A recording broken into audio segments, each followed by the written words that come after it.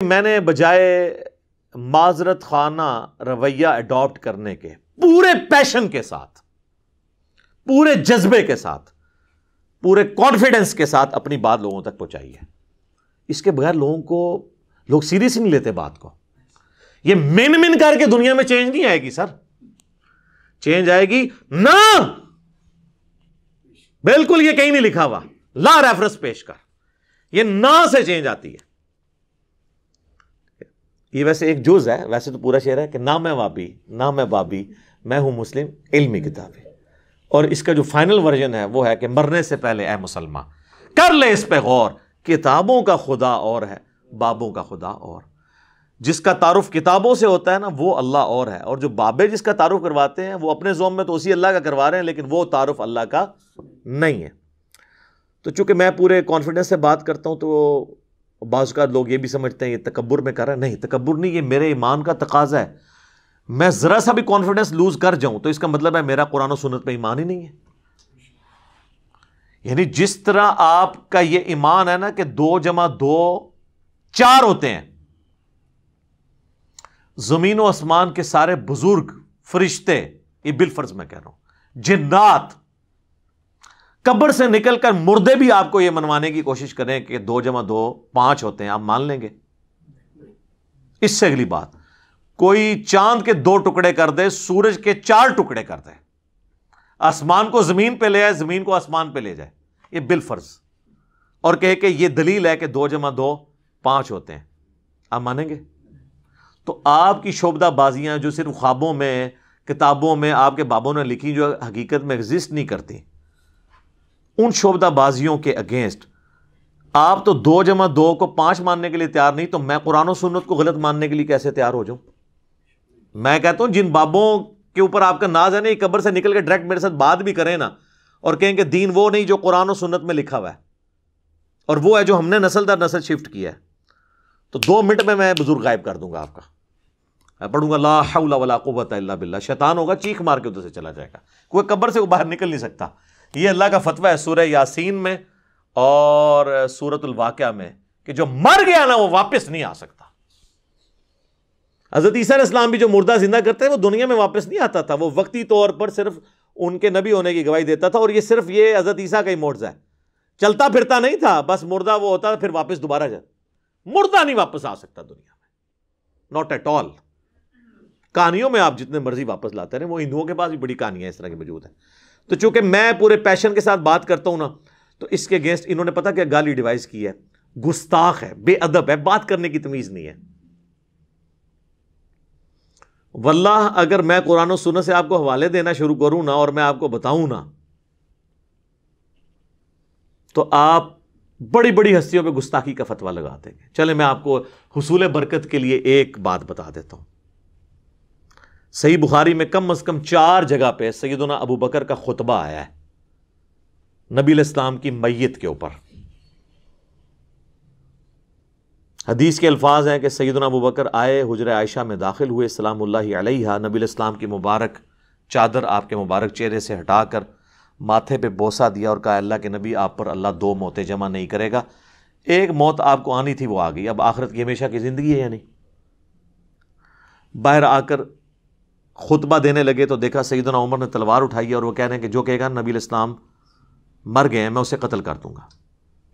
تو اسی کا جواب اصل میں سیدنا ابو بکر نے دیا، کیونکہ حضرت ابو عمر سمجھتے تھے کہ رومن اور پرشین امپائر کے گرنے کی پروفیسیز نبی علیہ السلام نے کی ہیں، تو ابھی تو وہ گری نہیں ہے، آپ جا ہی نہیں سکتے۔ تو جس طرح موسیٰ علیہ السلام 40 دن کے لیے کوہ طور پہ چلے گئے تھے، نبی علیہ السلام بھی وقتی طور پہ گئے ہیں، ڈورمنٹ کنڈیشن میں واپس آ جائیں گے پھر۔ تو اس کی نفی کی کہ 2 موتیں نہیں ہوں گی، اب آپ کو چونکہ موت آ چکی ہے، اب واپس نہیں آپ دنیا میں آئیں گے، اب آخرت کی زندگی ہے۔ اور حمد و صلات کے بعد سیدنا ابو بکر نے پہلا جو جملہ بولا پورے کانفیڈنس، پورے پیشن کے ساتھ، وہ پاکستان کے قانون 295C کی جو یہ ایکسپلینیشن مانتے ہیں مولوی، اس میں تو وہ گستاخانہ بنتا تھا، میرے نزدیک نہیں، ان کے نزدیک۔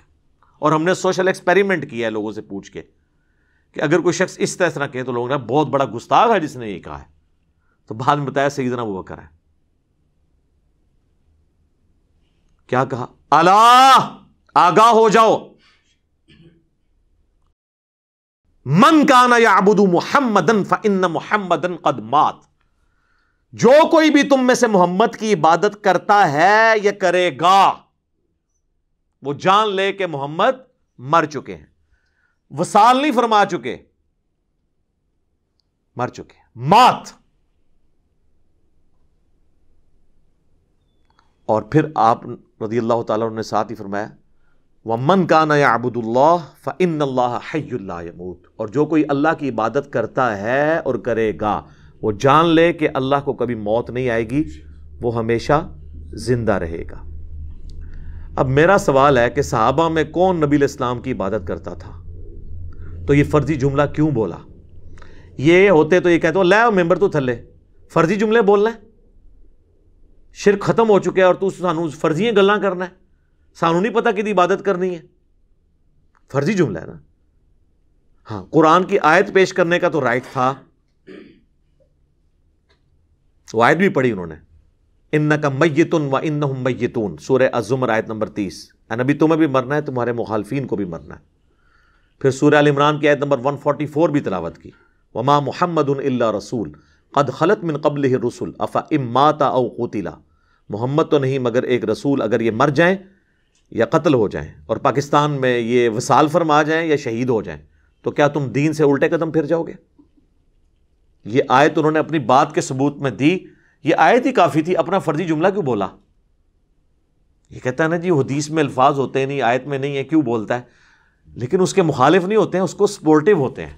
وہ بولتا ہوں تو جناب آپ کے دماغ میں ڈرل ہوتی ہے نا سر، اس کے بغیر تو سمجھ نہیں آتی۔ میں جب بھی حدیث اسامہ ابن زید والی بیان کرتا ہوں بخاری اور مسلم سے، کہ جب ایک میدان جنگ میں ایک کافر ان کے تلوار کے نیچے آیا تو اس نے اس وقت کلمہ پڑھ دیا، پھر بھی انہوں نے اسے قتل کر دیا، اور بعد میں دل میں قلق آیا کہ مجھ سے غلطی ہوئی ہے، نبی الاسلام کو خود ہی جا کے بتا دیا کہ یا رسول اللہ اس نے کلمہ پڑھا تھا۔ آپ نے فرمایا اسامہ کیا تو نے اس کو کلمے کے بعد بھی قتل کر دیا؟ کہ یا رسول اللہ اس لیے کہ وہ ڈر کے کلمہ پڑھ رہا تھا۔ آپ نے فرمایا کیا تو نے اس کا دل چیر لیا تھا؟ اسامہ تو کیا کرے گا جب وہ قیامت والے دن کلمہ پڑھتا ہوا اللہ کے حضور تیرے خلاف مقدمہ قائم کر دے گا؟ اسامہ تو کیا کرے گا؟ اسامہ تو کیا کرے گا؟ آپ یہ جملہ ریپیٹ کرتے رہے، حتیٰ کہ حضرت اسامہ کہتے ہیں میرے دل میں خواہش ہوئی آج سے پہلے میں کافر ہوتا، آج کلمہ پڑھ کے مسلمان ہوتا اور میرا یہ گناہ تو کم از کم دھل جاتا۔ تو یہ حدیث کے اندر میں ایک جملہ بولتا ہوں جو اس میں لکھا نہیں ہے، لیکن وہی ہے جس طرح حضرت ابوبکر نے جو کچھ بولا وہ قرآن حدیث میں لکھا کوئی نہیں ہوا تھا، من کان یعبد محمدا فإن محمدا قد مات۔ تو میں کیا جملہ بولتا ہوں کہ حضرت اسامہ نے یہ نہیں کہا کہ جی یا رسول اللہ میں نے دل چیر لیا تھا کیونکہ میرے گھوڑے کے قدموں سے جو خاک اڑے گی اور وہ میرے گھوڑے کے نتنوں میں بیٹھے گی، اس کو بھی کوئی امت کا بڑے سے بڑا بزرگ غوث کتب ولی نہیں پہنچ سکتا، اور وہ تو سارے دل کا حال جان لیتے ہیں، ان کو تو کشف القبور بھی ہو جاتا ہے، تو میں تو ان کا امام ہوں، جی یا رسول اللہ میں نے دل چیر کے دیکھ لیا تھا، میرے سے تو کوئی چیز چھپی نہیں رہی، مجھے تو علم غیب بھی ہے۔ یہ جو میں انالیسس کرتا ہوں نا، یہ اصل میں ان کے دماغ میں کرتا ہے ڈرل، جنہوں نے ہدایت لینی ہے، اور جو گمراہی پہ تلے ہیں نا ان کو یہ تلوار کی طرح ان کے دل پہ جا کے لگتا ہے، وہ تو کہتے ہیں جناب یہ تو شکل بھی نہیں ہم نے دیکھنی، ہے ہی گستاخ ہے۔ سر آپ نے حضرت ابوبکر کے ساتھ بھی یہی کچھ کرنا تھا، اگر آپ کو یہ بتایا نہ جائے کہ ان کا خطبہ ہے، کیونکہ آپ لوگوں نے تو کہانی کرائی ہے کہ نبی الاسلام کو زندہ دفنایا گیا۔ جی وہ آپ کو جب دفنا رہے تھے اس وقت بھی ہونٹ ہل رہے تھے اور امتی امتی کی آوازیں آ رہی تھی۔ جی یہ دیوبند مدرسے کے بانی قاسم نانوتوی نے اپنی کتاب آب حیات میں لکھا ہے، یا تو نبی والی کتاب میں، وہ صحابہ جنہوں نے اپنی جانیں دی ہیں حضور کو بچانے کے لیے، انہوں نے زندہ آپ کو دفنا دیا۔ ظاہر ہے پھر ہونٹ تو پھر اگر ہل رہے تھے، آخرت کی زندگی میں تو ہونٹ نہیں ہلتے، آخرت کی زندگی میں تو سانس بھی نہیں ہوتا، آخرت کی زندگی میں ٹوائلٹ بھی نہیں ہوتا، یہ تو ساری دنیاوی زندگی کی چیز ہے۔ اور عباس رضوی صاحب جو بریلوی عالم ہیں، انہوں نے حیات النبی پہ کتاب لکھی، جو امام بیہقی کی کتاب ہے نا حیات الانبیاء فی قبورہم، اس کی شرح لکھی انہوں نے۔ تو اس میں انہوں نے آب حیات کے اس جملے کو کوٹ کر کے کہا کہ تم لوگ جو ہے نا وہ اس کو قاسم نوتوی کو کچھ نہیں کہتے ہیں، ہمارا کم از کم یہ والا عقیدہ نہیں جو دیوبندیوں کا ہے، ہم کہتے ہیں کہ حضور فوت ہو گئے ہیں۔ تو انہوں نے حیات النبی پہ ان کو بھی ٹانٹ کیا ہے کہ ان کا جو حیات النبی ہے ہم سے بھی زیادہ غلو پہ مبنی ہے، یہ خالی میں نے نہیں گرفت کی ہے۔ تو علمی طریقے سے معاملات کو لے کے چلیں. اب میں نے یہ ساری باتیں کوئی پوائنٹس میں لکھی نہیں ہوئی تھی، یہ تو میں پھر 2-3 گھنٹے بولتا رہوں گا، باتیں ختم نہیں ہوں گی، لیکن جو میں سمجھتا ہوں نا ضروری میں اس کو ساتھ ساتھ کلیئر کروں تاکہ آپ کو یہ بات سمجھ آ جائے کہ یہ گستاخی اور جو بے ادبی کا فتویٰ لگاتے ہیں نا یہ خام خواہ ہے. حالانکہ آپ لوگ گواہ ہیں، میں ہمیشہ اعلیٰ حضرت امام احمد رضا بریلوی صاحب کہتا ہوں، حالانکہ مجھے کئی لوگوں نے کہا اعلیٰ حضرت کیوں کہہ رہے ہیں، پھر کیا فرق پڑتا ہے؟ اگر اعلیٰ حضرت لفظ سن کے کوئی بندہ توحید ماننے کے لیے تیار تو میں جناب 10 دفعہ اعلیٰ حضرت کہنے کے لیے تیار ہوں. ٹھیک ہے، ان کے بقول ہے نا، کیا فرق پڑتا ہے؟ میں نے ہمیشہ کہا اشرف علی تھانوی صاحب، تو کیا یہ بریلوی علماء کہتے ہیں؟ دوسروں کو یہ کہتے ہیں مرحوم، اپنے کو کہتے ہیں رحمت اللہ علیہ، یہ انہوں نے نام رکھے ہوئے. ایون طارق جمیل صاحب جیسے ہی ماڈریٹ شخصیت بھی انہوں نے کہا مولانا احمد رضا خان بریلوی مرحوم، انہوں نے بھی رحمت اللہ علیہ نہیں کہا، ان کی آڈیو ریکارڈنگ موجود ہے. اگر آپ کہتے ہیں نا وہ کہہ سکتے ہیں، ان کو کیا آپ کہتے ہیں؟ ہاں جی، کبھی نہیں کہیں گے سر. کیسے کہیں؟ وہ میں آپ کو اینڈ پہ بتاؤں گا کیوں نہیں کہہ سکتے، وہ میں نے آخر میں رکھا ہوا ہے، 5واں مقدس جو جرم ہے وہ میں اینڈ پہ آپ کو بتاؤں گا. تو ہم لوگ تو اللہ کا شکر ہے احترام سے نام لیتے ہیں، ورنہ یقین کریں جن لوگوں نے چشتی رسول اللہ یا اشرف علی تھانوی رسول اللہ کلمے پڑھائے یا انڈورس کیے، یہ کتابوں میں چھاپے، یہ سیدنا عمر کے زمانے میں ہوتے، تو آپ کیا سمجھتے ہیں حضرت عمر نے ان کو زبان سے سمجھانا تھا؟ تو میں حضرت عمر سے 1 کروڑ گنا کم اپنے مزاج میں سخت ہوں. حالانکہ ان کو نبی علیہ السلام کی صحبت بھی ملی تھی، اس کے باوجود ان کی طبیعت کی سختی نہیں گئی. تو میں نے تو آج تک تلوار نہیں سونتی، تو میری نرمی بہت زیادہ ہے ان سے. یہ میں آپ کو ایک علمی بات کر رہا ہوں. آپ یہ نہ کہ کل کو کوئی کہہ دے کہ میں نے اپنا مرتبہ ان سے بڑھا دیا ہے. میں آپ کو فرق بتا رہا ہوں کہ ان کی سختی ایکسیپٹ کی ہوئی ہے نا آپ نے، تو میری تو سختی ہے بھی نہیں ہے. آپ ذرا میری طرح کام تو کر کے دیکھیں، پھر آپ کو پتہ چلے گا میں تو سب سے نرم بندہ ہوں.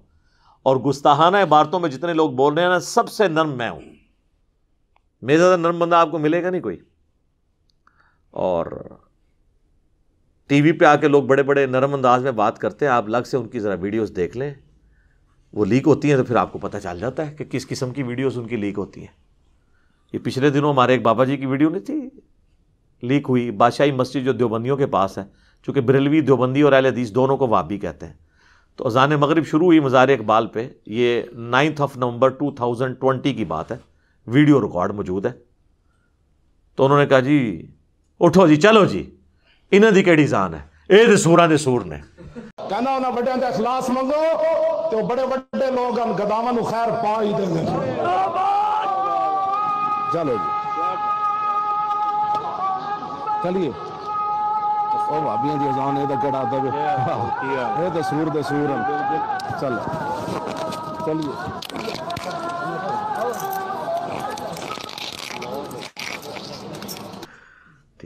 سر یہ اتنا بڑا انہوں نے اس جملے کی شرح پہ کتابیں لکھی جا سکتی ہیں جو انہوں نے کہا ہے. ایک انہوں نے سمندر کوزے میں بند کر دیا. یہ بے شک کہتے رہے ایک تسبیح میں پروئے ہوئے ہم. ہمارے مطالبات آپ کے سامنے ہیں. ہم آپ کو بارہا یہ کہہ چکے ہیں کہ اہل حدیث دیوبندی اور بریلوی اتحاد ایک تسبیح کی طرح ہو چکا ہے، ایک قوت اور طاقت بن چکا ہے. تو آڈی تسبیح وڑ کیوں نہ پرے سٹی ہے؟ ٹھیک ہے، تو انہوں پھر بھی توفیق نہیں ہو رہی. اس کی شرح یہ ہے کہ جس طرح جو ہے نا سور، یہ روئے ارض پہ مردود ترین جانور ہے نا، پلید ترین، مطلب ہے تو اللہ کی مخلوق ہے، وہ اپنی جگہ، اس کو ویسے مارنا بھی نہیں ہے کہ بھئی اللہ نے اس کو اگر پلید بنایا تو اس کو ہم نے قتل کر دینا، نہیں، بس اس کا گوشت حرام ہے. تو جس طرح روئے ارض پہ تمام مخلوقات میں سب سے یہ پلید خنزیر اور سور ہے نا، اس طرح روئے ارض پہ تمام لوگوں میں سب سے پلید جو ہے نا ان کے نزدیک وہ وہابی ہیں. اور وہابی انہوں نے اس وقت دیوبندیوں کا، اہل حدیث کو تو وہ پہلے ہی وہابی مانتے ہیں، دونوں کو وہ کمبائنڈ وہابی کہتے ہیں. تو اب آپ کو اس بات کی سمجھ آئے گی کہ ان کی اذان کا کیا احترام. یہ تو سوروں دے سور نے، سوراں دے سور، یعنی جس طرح اس روئے ارض پہ سب سے بدترین سور ہے نا، اس طرح سوروں کے اندر اگر سب سے بدترین سور کوئی ہو سکتا ہے نا تو وہ وہابی ہیں ان کے نزدیک. شرح سمجھ آئی؟ یہ ہم ہی کر سکتے ہیں جو خود ان کے اندر رہا ہو. تو یہ ان کا اپنا ہی انداز ہوتا ہے بات کرنے کا. میں جو کچھ بیان کرتا ہوں پیشن کے ساتھ علمی دلائل رکھتا ہوں کبھی کبھار کوئی سلپ آف ٹنگ ہو جائے تو وہ پورے کا پورا میرا ایک سمجھ لیں نیریٹو نہیں ہوتا. اوورآل میں ہی ہوں اعلیٰ حضرت لفظ بولتا ہوں, اشری تھانوی صاحب بولتا ہوں, امام ابن تیمیہ بولتا ہوں, ٹھیک ہے نا. کبھی میں نے نہیں کہا گستاخ ابن تیمیہ اس طرح کر کے میں ایک لفظ ساتھ جوڑ بول کے تو ساتھ بولوں اس طرح. یہ تو احترام سے ایک دوسرے کا نام نہیں لیتے. رہ گا پیشن, تو یہ تو نبی الاسلام کا سٹائل ہے.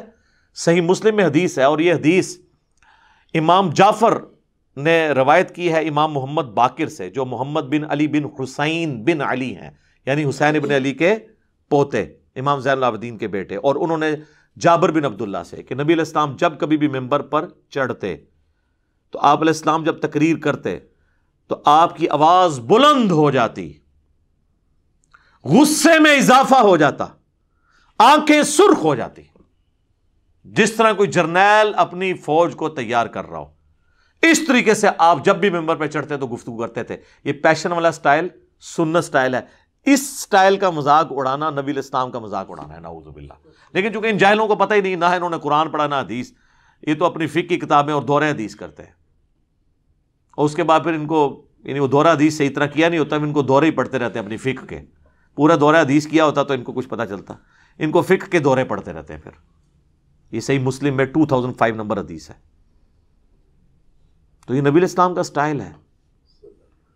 اور اس کے بعد آپ علیہ السلام کہتے ہیں میں اور قیامت اس طرح ساتھ بھیجے گئے جس طرح یہ 2 انگلیاں. اور پھر آپ کہتے ہیں فَإِنَّ خَيْرَ الْحَدِيثِ كِتَابُ اللَّهِ وَخَيْرَ الْهَدِي هَدْيُ مُحَمَّدٍ صلی اللہ علیہ وآلہ وسلم وَشَرَّ الْأُمُورِ مُحْدَثَاتُهَا وَكُلَّ مُحْدَثَةٍ بِدْعَةٍ وَكُلَّ بِدْعَةٍ ضَلَالَةٍ وَكُلَّ ضَلَالَةٍ فِي النَّارِ. یہ آپ کا خطبہ ہوا کرتا تھا صلی اللہ علیہ وآلہ وسلم. اب لہٰذا کسی عالم دین کے ساتھ میرا کمپیریزن نہ کروائیں. کروانا ہے آپ نے پیشن کا تو ڈاکٹر اسرار صاحب سے کروائیں, تو آپ کو وہاں پہ بھی یہ سٹائل نظر آئے گا. رہ گیا میرے موضوعات, تو وہ تو دنیا میں کسی نے ان موضوعات کو ٹچ نہیں کیا, کیونکہ اس کے ساتھ تو بہت بڑی دنیاوی نقصانات, ایون جان کا نقصان جوڑا ہوا ہے. لہٰذا کہنا جی طارق جمیل صاحب کتنا میٹھا بولتے ہیں, جی مجھے وہ لیکچر بتائیں جس میں انہوں نے چشتی رسول اللہ اور اشرفی تھانوی رسول اللہ کا رد کیا اور بڑے میٹھے انداز میں لوگوں کو سمجھایا کہ یہ کلمات نہیں ہوتے, یا آپ بھی کہہ کے ریکارڈ کرواتے. تو آپ 2 مختلف چیزوں کو کمپیئر کروا رہے ہیں.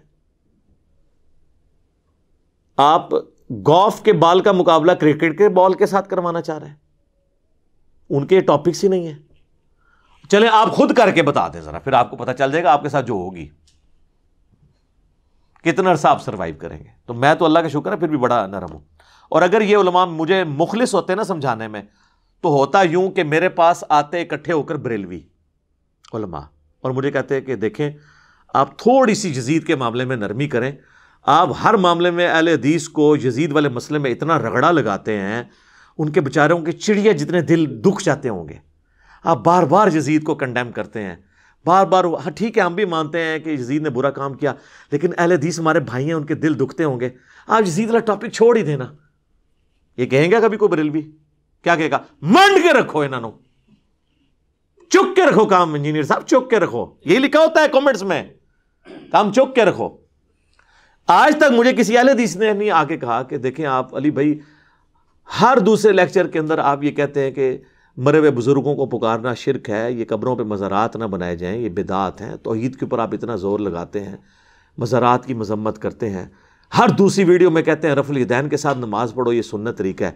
تو ہمارے حنفی جو بریلوی اور دیوبندی بھائی ہیں, ان کے چڑیا جتنے دل دکھ جاتے ہیں. آپ کو کیا ضرورت ہے رفع الیدین پہ بات کرنے کی؟ آپ چپ کر کے بس اپنا ایک بات کریں, ان کے دل دکھ جاتے ہوں گے. کبھی نہیں کوئی, اللہ کے فضل سے اس کے بعد بھی کوئی نہیں آ کے سمجھائے گا. میں تھوڑی بوتھیے تو اندازہ لا لیں گے تسی ایکٹنگ پہ کر دے ہو یا تسی اندروں پہ بول دے ہو, پتہ لگ جاتا ہے.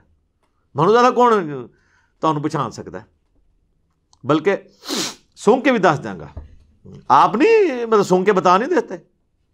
آپ مجھے بتائیں ایک بندہ آپ کے سامنے آئے جس کے بال بکھرے ہوں, اتنی لمبی داڑھی ہو اور آدھی پنڈلی تک اس نے شلوار اٹھائی ہو, تو آپ کو وہم بھی آئے گا کہ یہ بریلوی ہے؟ ہاں.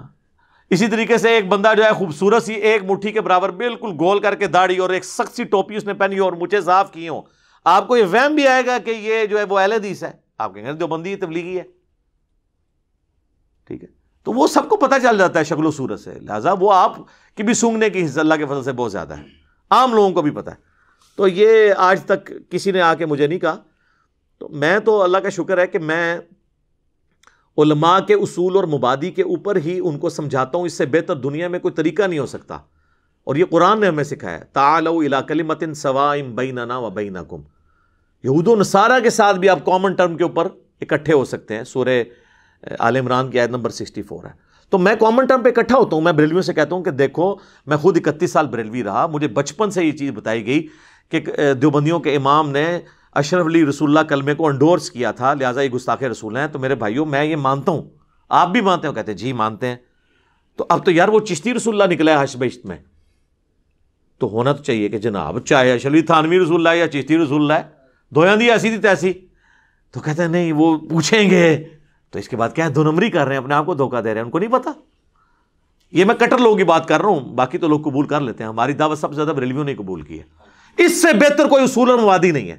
میں دیوبندیوں سے کہتا ہوں کہ میرے بھائیوں آپ کا کیا جھگڑا ہے بریلویوں کے ساتھ؟ دونوں حنفی, دونوں ایک ہی روحانی باپ کی اولاد فقہی طور پہ. مسئلہ کیا ہو؟ کہتے ہیں یہ مشرک ہیں, قبروں سے ان کے بڑے غلط عقیدے ہیں. تو میں کہتا ہوں میرے بھائی یہ تو آپ کے بھی جو سوانح قاسمی کے اندر لکھا ہوا ہے کہ قاسم نانوتوی جنہوں نے مدرسہ دیوبند بنایا تھا, وہ اپنے مرنے کے 6 سال کے بعد خواب میں نہیں بیداری میں قبر سے نکلے, دیوبند کے 2 مولویوں کی صلح کروا کے واپس قبر میں چلے گئے. اب ہونا تو یہ چاہیے کہ جناب ہونا بھی لکھا ہے تو وہ بھی ہوئی کوئی سن, لیکن جن کو ہدایت ملنی ہے وہ کہہ دیتے ہیں ٹھیک ہے. اہل حدیثوں سے میں کہتا ہوں میرے بھائیو آپ کو کیا مسئلہ ہے؟ وہ کہتے ہیں دیکھیں جی ہماری تو ہر چیز بخاری مسلم میں لکھی ہے, نماز کا طریقہ دیکھ لیں, فلاں چیز دیکھ لیں. تو ہم کہتے ہیں اچھا تو بخاری مسلم میں جو جو لکھا ہے, ہاں جی اس کی تو تمام متصل الاسناد مرفوع حدیث جو ہیں قطعی الصحت ہیں, اور یہ تو جو بخاری مسلم کو نہیں مانتا وہ تو گمراہ ہے, اہل سنت سے خارج ہے. ہم کہتے ہیں ٹھیک ہے ابھی چیک کر لیتے ہیں, آپ کو بھی ٹیسٹ لگا لیتے ہیں. تو سر صحیح بخاری اور مسلم دونوں میں حدیث موجود ہے, اور بخاری کا اس کا طریق ہے 2812.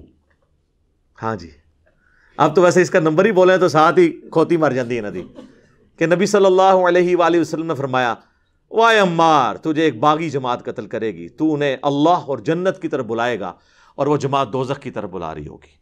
تو ہم کہتے ہیں میرے بھیا پھر فیصلہ کرو کہ مولا علی کی پارٹی جنت اور اللہ کی پارٹی ہے, اور مولا علی کے مخالفین جو آل امیہ تھے وہ جہنم کی طرف بلانے والی پارٹی ہے. جہنمی نہیں میں کہتا, جہنم کی طرف بلانے والی. ساتھ ہی وہ بخاری مسلم کا بخار محبت ختم.